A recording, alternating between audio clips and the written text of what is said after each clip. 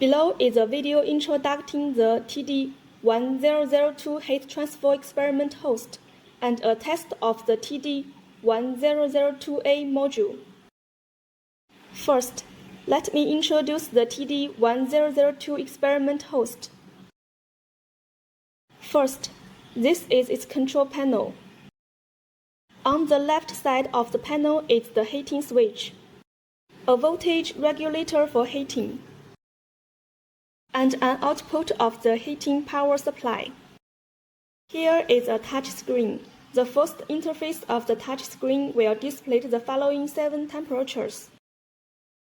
These 7 temperature sensors are K-type thermocouples.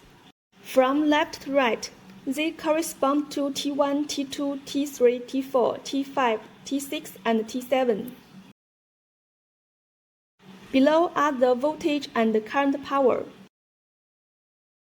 The voltage and current power are respectively measured at the 2 ends of the heater. This is the first interface. Click the lower left corner to enter the interface of the curve, corresponding to 4 curves respectively. The first interface is 7 temperatures, corresponding to a curve of the temperature of these 7 K-type thermocouples, corresponding to 7 colors. The second curve is the voltage curve, which is a curve of the voltage change at both ends of the heater. The third is a curve of the current at both ends of the heater. The last one is a power change curve of the heater. We can click the small house icon on the left to enter the home page. It returns to the home page of the data display. This is an introduction to its front side. On the left side of the device is its power supply and communication port. The power socket has this switch, which is the switch of the main power supply. Below is its experimental host, and the main part also includes a hand valve for cold water circulation.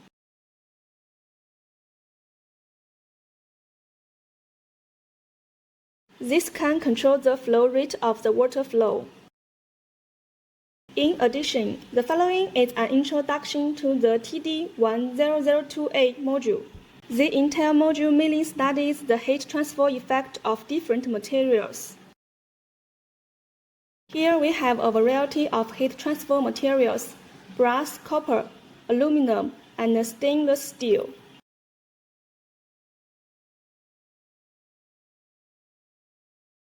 Then it is equipped with thermal grids to increase the heat transfer effect between the 2 blocks.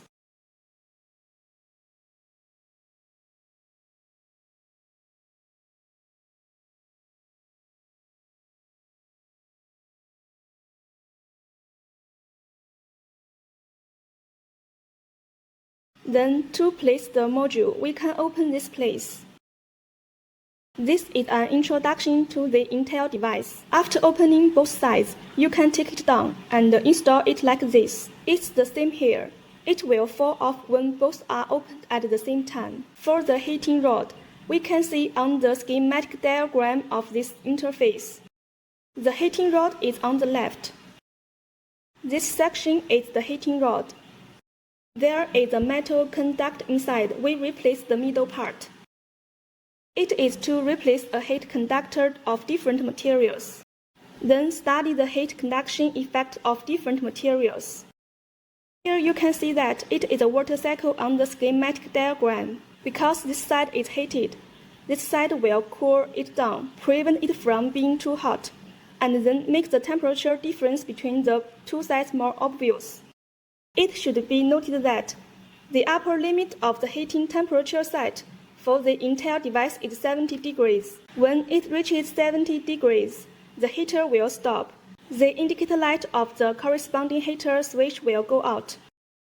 If it goes out, it means the heating has stopped. When all 7 temperatures are below 68 degrees, it will heat and restart.